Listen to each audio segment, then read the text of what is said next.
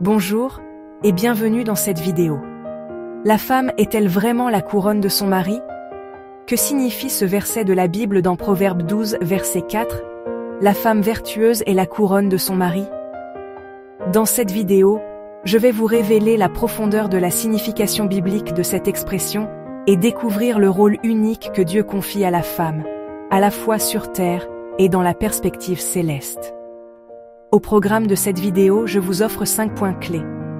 La première, une explication biblique du verset de Proverbe 12, verset 4, et de la symbolique de la couronne.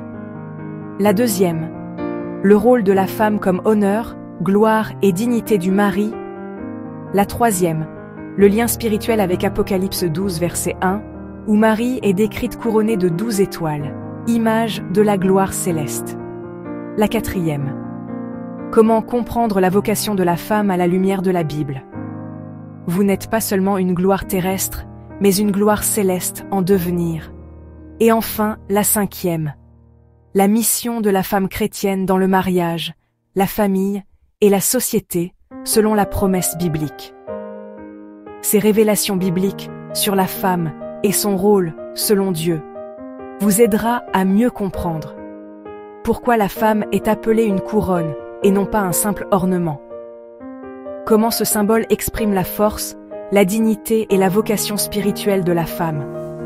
Le lien entre le mariage chrétien et la promesse de la couronne éternelle dans le ciel.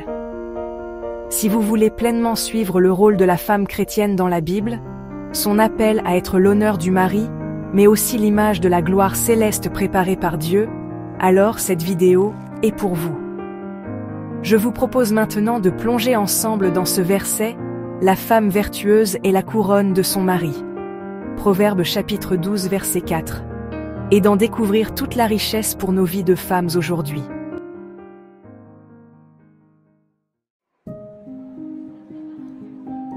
Dans la Bible, la couronne est un symbole puissant. Elle n'est pas seulement un ornement, mais elle représente la gloire, la dignité et la victoire. Le livre des Proverbes dit « Elle mettra sur ta tête une couronne de grâce. Elle t'ornera d'un diadème de gloire. » Proverbes, chapitre 4, verset 9. Ici, la sagesse est décrite comme une couronne qui élève et honore celui qui la reçoit. De même, l'apôtre Paul rappelle que ceux qui persévèrent dans la foi reçoivent une couronne incorruptible. 1 Corinthiens, chapitre 9, verset 25. Signe de la victoire spirituelle et éternelle. Appliqué au couple, ce symbole prend une profondeur particulière. La femme, appelée à marcher dans la sagesse de Dieu, est invitée à devenir pour son mari une source de dignité et d'honneur. Contrairement à ce que la société actuelle prône parfois, où l'humiliation, la critique et la rivalité détruisent les foyers, la femme sage choisit de ne pas rabaisser son mari, mais au contraire de l'élever par ses paroles, son respect et son attitude. C'est ainsi qu'elle devient sa gloire visible, comme une couronne posée sur sa tête. Une couronne ne se cache pas, elle se voit de tous. De la même manière, l'honneur que la femme rend à son mari est perçu dans la famille, dans la société et devant Dieu. C'est un témoignage vivant de l'alliance et de l'amour que Dieu a voulu dans le mariage. La femme n'est donc pas un simple accessoire dans la vie de son mari. Elle est appelée à être ce signe d'honneur et de victoire, celle qui manifeste extérieurement la dignité que Dieu a placée dans leur union.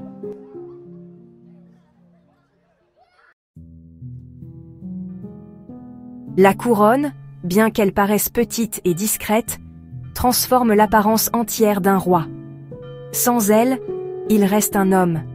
Avec elle, il devient reconnu, honoré et établi dans sa dignité royale.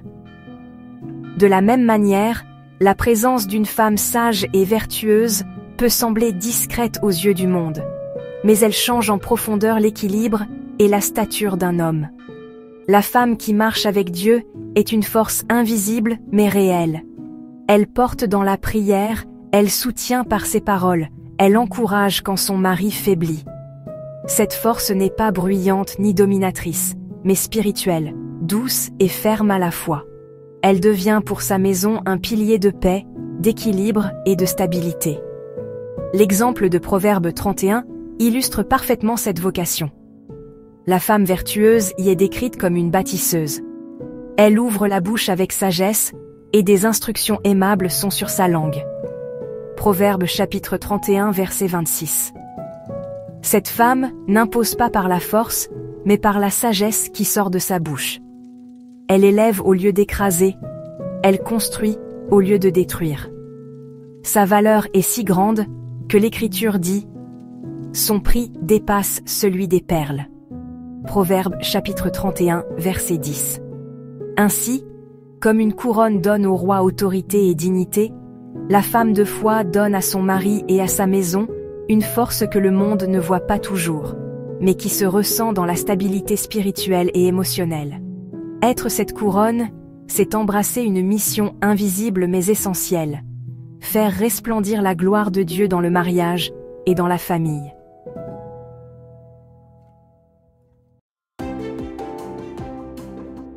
Celui qui trouve une femme trouve le bonheur. C'est une faveur de l'Éternel. Proverbe chapitre 18 verset 22. Ces paroles mettent en lumière une vérité fondamentale. La femme n'est pas seulement une compagne de vie choisie par l'homme, elle est avant tout une grâce accordée par Dieu. Sa présence dans la vie d'un homme est le signe d'une bénédiction divine. Être une couronne, c'est donc reconnaître que la femme est un don précieux, un reflet de la faveur de Dieu. Elle n'est pas une possession ni un objet, mais une récompense spirituelle qui élève et complète la vie de son mari.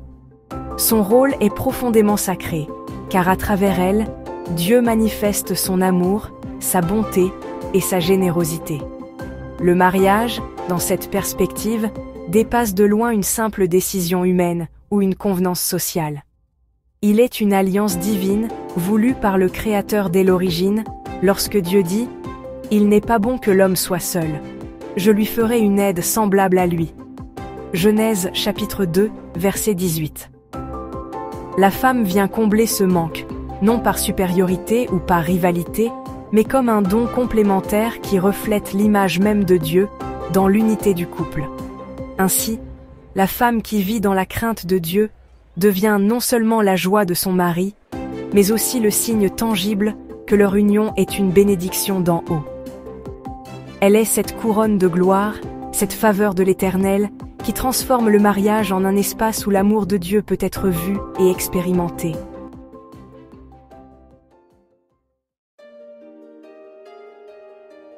L'apôtre Pierre affirme une vérité essentielle pour comprendre la place de la femme dans le plan de Dieu. Marie, vivez de même avec vos femmes, en tenant compte de leur nature plus délicate. Honorez-les, comme devant aussi hériter avec vous de la grâce de la vie, afin que rien ne vienne faire obstacle à vos prières. 1 Pierre chapitre 3 verset 7. La femme n'est donc pas en marge de l'héritage spirituel, elle est cohéritière de la grâce de vie. Cette expression puissante signifie qu'elle partage à égalité la dignité, la mission et la destinée éternelle promises en Christ. Dans le mariage, elle n'est pas une assistante secondaire, mais une partenaire spirituelle à part entière. Le symbole de la couronne illustre bien cette réalité. Une couronne ne domine pas le roi, elle l'élève, le magnifie et rend visible sa dignité. De même, la femme n'est pas appelée à écraser ni à se taire dans l'ombre, mais à rayonner à côté de son mari, en exprimant pleinement la grâce et la lumière que Dieu a mise en elle. Son rôle n'est donc pas de s'effacer, mais de briller d'une manière qui inspire et fortifie.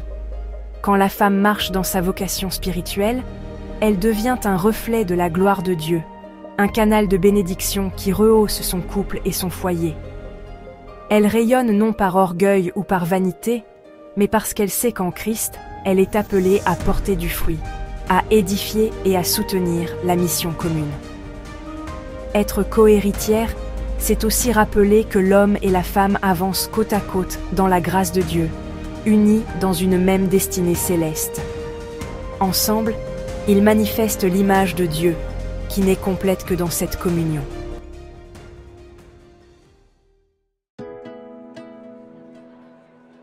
Être couronne ne se limite pas à une image ancienne ou à un simple rôle conjugal. C'est une vocation spirituelle toujours actuelle pour les femmes.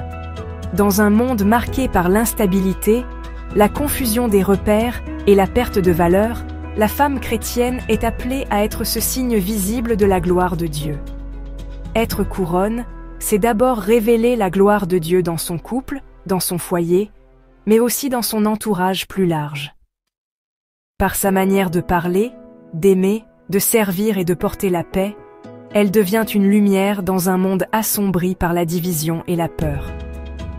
Son rôle dépasse l'intimité familiale. Il rayonne dans l'Église et dans la société. Mais cette vocation ne dépend pas uniquement du mariage. Toute femme peut être une couronne spirituelle. La sagesse, la foi et l'amour ne sont pas réservés aux épouses.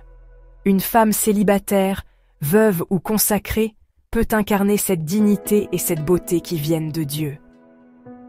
En accueillant la présence de Christ dans sa vie, elle devient un témoignage vivant de sa grâce. La femme reflète ainsi une dimension unique de la beauté de Dieu. Dans son regard, sa douceur, sa force intérieure et son amour fidèle, elle rend visible la dignité que Christ veut manifester à travers elle. Là où d'autres n'apportent que jugement, critique ou superficialité, la femme de foi apporte profondeur, vérité et espérance. La vocation spirituelle des femmes aujourd'hui est donc claire. Être des couronnes vivantes, visibles et spirituelles, qui rappellent au monde la valeur de la fidélité, de la sagesse et de l'amour enraciné en Dieu. C'est une mission noble, mais aussi une promesse, car en choisissant d'être couronne, chaque femme participe à l'œuvre même de Dieu, qui veut faire resplendir sa gloire à travers elle. La Bible ne s'arrête pas à l'image de la femme comme couronne de son mari. Cette image trouve son accomplissement le plus profond dans une autre vision, celle de l'Apocalypse. Un grand signe apparut dans le ciel. Une femme enveloppée du soleil, la lune sous ses pieds, et une couronne de 12 étoiles sur sa tête. Apocalypse chapitre 12 verset 1. Ici, nous reconnaissons Marie, la mère du Christ, mais aussi l'image de l'Église. Cette femme couronnée de gloire porte sur sa tête non plus une simple couronne terrestre, mais la couronne céleste des 12 étoiles, signe de la plénitude du peuple de Dieu. Quel lien avec Proverbes chapitre 12 verset 4 ? La femme vertueuse est dite couronne de son mari. De même, Marie est la gloire de son Fils, Jésus-Christ. Elle l'élève, elle le magnifie, elle reflète parfaitement son amour et sa sainteté. Comme la femme vertueuse honore son mari, Marie honore le Christ, et, par elle, l'humanité entière est élevée. La couronne de Marie nous rappelle que la vocation de chaque femme ne s'arrête pas à son couple ou à son foyer. Elle est appelée à être couronnée par Dieu lui-même, à entrer dans cette gloire éternelle promise à ceux qui persévèrent dans la foi. Comme dit l'apôtre Paul, « Désormais la couronne de justice m'est réservée. Le Seigneur, le juste juge, me la donnera en ce jour-là. » 2 Timothée chapitre 4 verset 8. Ainsi, chère femme chrétienne, la lumière du monde, en étant couronne pour votre mari sur cette terre, vous êtes déjà en marche vers une couronne plus grande encore. Celle que Dieu prépare dans son royaume. Vous n'êtes pas seulement une gloire terrestre, mais une gloire céleste en devenir. Dans les Proverbes, nous découvrons l'image de la femme vertueuse comme couronne de son mari, Proverbes chapitre 12 verset 4.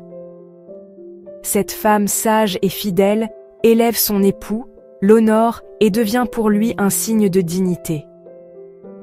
Dans le cadre du couple, elle est le reflet de cette grâce qui construit, soutient et glorifie. Mais la Bible nous offre une autre image, encore plus grandiose, dans l'Apocalypse. Un grand signe parut dans le ciel. Une femme enveloppée du soleil, la lune sous ses pieds, et une couronne de 12 étoiles sur sa tête. Apocalypse chapitre 12, verset 1. La tradition chrétienne a souvent reconnu en cette femme Marie, la mère du Christ, mais aussi une figure de l'Église elle-même. Ici, la femme n'est pas seulement couronne de son mari terrestre, elle est couronnée de gloire par Dieu. cette vision révèle la vocation ultime de la femme: participer à l'élévation de toute l'humanité vers son Créateur. Ces deux images se répondent et s'éclairent mutuellement. Dans le couple, la femme sage élève son mari en devenant pour lui une couronne de gloire. Dans l'histoire du salut, Marie, figure de l'Église, élève l'humanité entière vers Dieu par son « oui » au plan divin, par sa maternité spirituelle et par sa fidélité jusqu'au bout. Ainsi, la femme est montrée comme un lieu de gloire et d'élévation. Elle construit dans le quotidien de son foyer et elle participe en même temps au grand dessein de Dieu. À travers Marie, nous voyons que la vocation de chaque femme est profondément liée à l'histoire du salut. Son rôle n'est jamais secondaire. Il est porteur de vie, d'espérance et de gloire. Marie couronnée devient alors un modèle pour toutes les femmes. Être une couronne, ce n'est pas chercher la domination, mais accepter de recevoir de Dieu une mission d'élévation et de lumière. Dans l'Apocalypse, la vision de la femme couronnée nous montre un symbole puissant. Une femme enveloppée du soleil, la lune sous ses pieds et une couronne de 12 étoiles sur sa tête. Apocalypse chapitre 12, verset 1. Les 12 étoiles représentent à la fois les 12 tribus d'Israël et les 12 apôtres. Elles sont le signe de la plénitude du peuple de Dieu, de l'ancienne et de la nouvelle alliance réunies. Cette couronne céleste manifeste donc la victoire du dessein de Dieu accompli à travers une femme, Marie, figure de l'Église, qui porte en elle la promesse et la réalisation du salut. De la même manière, la femme vertueuse est un signe de fécondité. Non seulement par la maternité biologique, mais par sa capacité à bâtir, à nourrir, à transmettre la vie autour d'elle. Le livre des Proverbes décrit cette femme qui veille sur son foyer, qui parle avec sagesse et dont les enfants se lèvent pour la bénir. Proverbe 31. Sa fécondité est globale. Elle est à la fois matérielle, affective et spirituelle. Elle rend visible la générosité et l'abondance de Dieu. Marie incarne cette fécondité et cette victoire de manière ultime.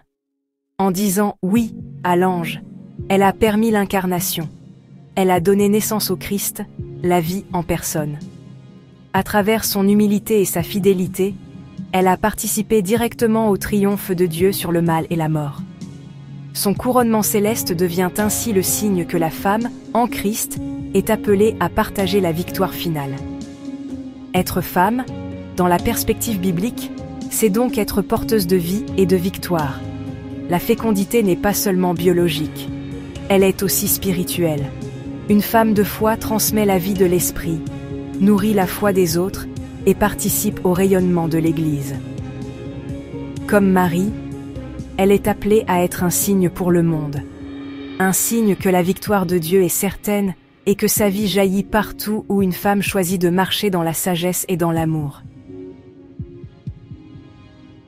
L'apôtre Paul affirme dans sa lettre aux Corinthiens « L'homme est l'image et la gloire de Dieu, mais la femme est la gloire de l'homme. » 1 Corinthiens chapitre 11 verset 7. Ce verset, souvent mal compris, ne diminue pas la valeur de la femme, mais souligne au contraire son rôle unique. Être la manifestation visible de la dignité de son mari, comme une couronne qui met en lumière sa stature. La femme est ainsi appelée à être un reflet d'honneur, de beauté et de fidélité dans le cadre du mariage. Or, ce principe biblique trouve son accomplissement ultime en Marie. Elle est femme, mais surtout, elle est mère du Christ. De la même manière qu'une épouse vertueuse est la gloire de son mari, Marie devient la gloire de Jésus-Christ, son Fils et son Sauveur. Par son « oui » à l'ange, elle a ouvert la porte de l'incarnation. Par sa fidélité au pied de la croix, elle a manifesté la plénitude de l'amour et de la foi. Marie ne prend jamais la place du Christ, mais elle révèle sa gloire en la reflétant.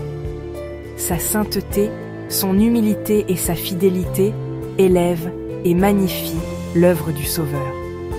Elle est, d'une certaine manière, la couronne de l'Église, celle qui par son exemple montre la beauté de l'obéissance et de la foi. Ainsi, le parallèle est clair. La femme vertueuse est la gloire de son mari sur la terre. Elle manifeste son honneur et l'élève.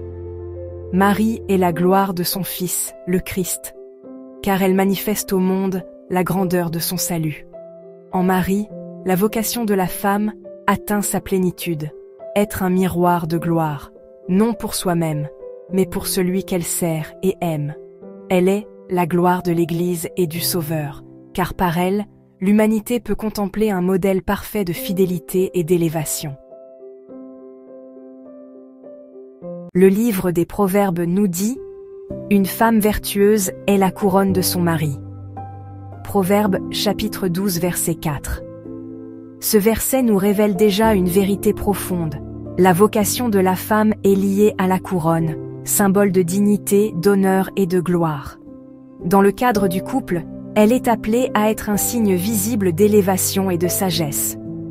Mais cette image terrestre n'est qu'une annonce prophétique d'une réalité spirituelle plus grande encore. En Marie, nous voyons cette vérité pleinement révélée. La femme n'est pas seulement couronnée par son mari, mais elle est couronnée par Dieu lui-même. L'Apocalypse nous la montre avec une couronne de 12 étoiles. Apocalypse chapitre 12 verset 1, signe de sa victoire et de sa mission dans l'histoire du salut. Cela révèle que toute femme, lorsqu'elle vit dans la fidélité, la foi et la sainteté, est appelée à recevoir une couronne éternelle. L'apôtre Paul en témoigne. « Désormais la couronne de justice m'est réservée. Le Seigneur, le juste juge, me la donnera dans ce jour-là, et non seulement à moi, mais encore à tous ceux qui auront aimé son avènement. » 2 Timothée chapitre 4 verset 8. Ce plan divin s'adresse à chaque femme chrétienne. Vous êtes appelés à marcher dans une double vocation. Être couronne dès ici-bas. Dans votre couple, dans votre famille, dans votre entourage, en étant source d'honneur, de paix et de fécondité. Recevoir la couronne éternelle. Dans le royaume de Dieu, comme récompense de votre fidélité et de votre marche avec le Christ. Le plan de Dieu pour la femme est donc bien plus grand que ce que le monde lui propose. Ce n'est pas seulement une vocation sociale ou familiale, mais une vocation spirituelle et éternelle. Être couronne, c'est déjà refléter la gloire de Dieu sur la terre, mais c'est aussi se préparer à recevoir la couronne incorruptible dans le ciel.